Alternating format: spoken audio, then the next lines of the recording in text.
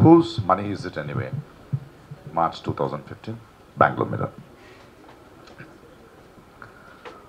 Why should thousands of people in some backward districts suffer air and water pollution so that the professionals in the city can have 24/7 power supply? Why should Kodagu, where the river Kaveri originates, suffer shortage of drinking water so that Bangaloreans have enough to clean their cars? What will happen to the innumerable housing projects if the laborers lay down their tools? If other people have sacrificed and suffered to keep Bangalore going, is it not right that some of the revenues generated in the city are plowed back to help them too? For the sake of argument, what would be the reaction of such people if I said, Koramangala generates excess garbage, so most of it should be given back to the people of Koramangala? I'm sure that they will say, no, let's send it off to Mandapur or such godforsaken place. Money, like garbage, works both ways, folks. Both should be spread around. If not, they start to sink. They start to stink. On the serious note, the logic that more money should be allocated to the place where it is generated is totally anti-democratic.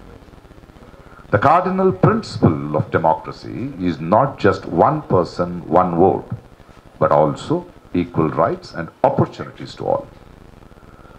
To say our taxes, our development goes against the very basic principles of a free republic.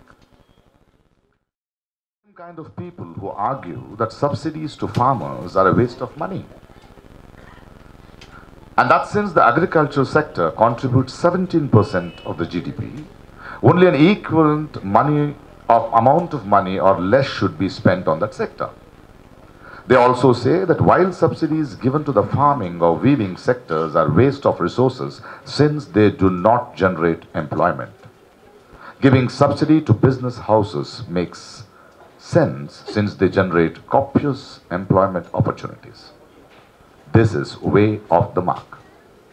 Even today, over 60% of our population is still involved in activities which are directly or indirectly connected to the agriculture or weaving sectors. That is 10 times more jobs than those provided by the business houses. Such people very conveniently mask the fact that the same tax-paying elite class is getting many kinds of subsidies directly or indirectly from the state and central governments.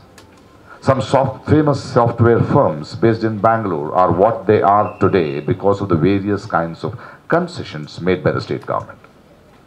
If they had not got such financial breaks, those business houses would have shut down in the highly competitive free market.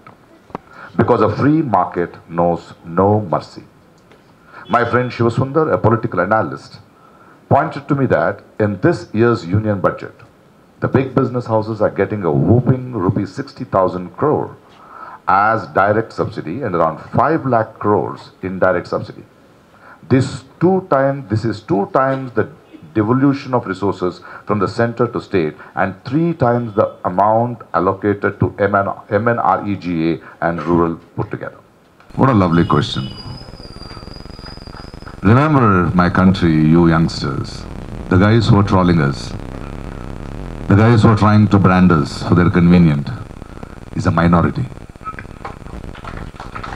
Stick, pursue, don't be silent, they'll vanish. Which party do you belong to? Which party are you in? Let's not get into that. See, let us now not get into politics. No. Let us take power in our hands, the voters. Let them not tell us what to promise. We will tell them our problems. We will tell them our issues and ask them to, look into it. We are a majority. Okay, let them be afraid to come and represent us.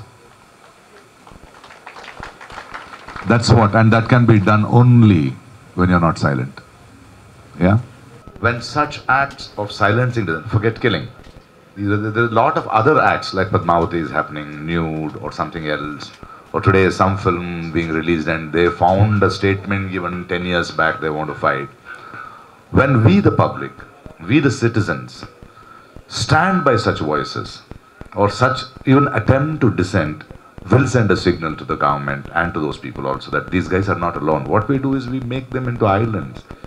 We don't even think about them. But it is, if Padma is happening, I wish that all of us came to roads.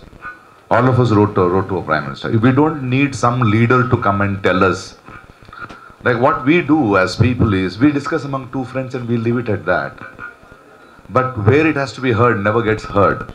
Because it just happens within our house, or we talk to our friend, that is not right. But actually this guy is fine. No, it's not that. You will have to participate.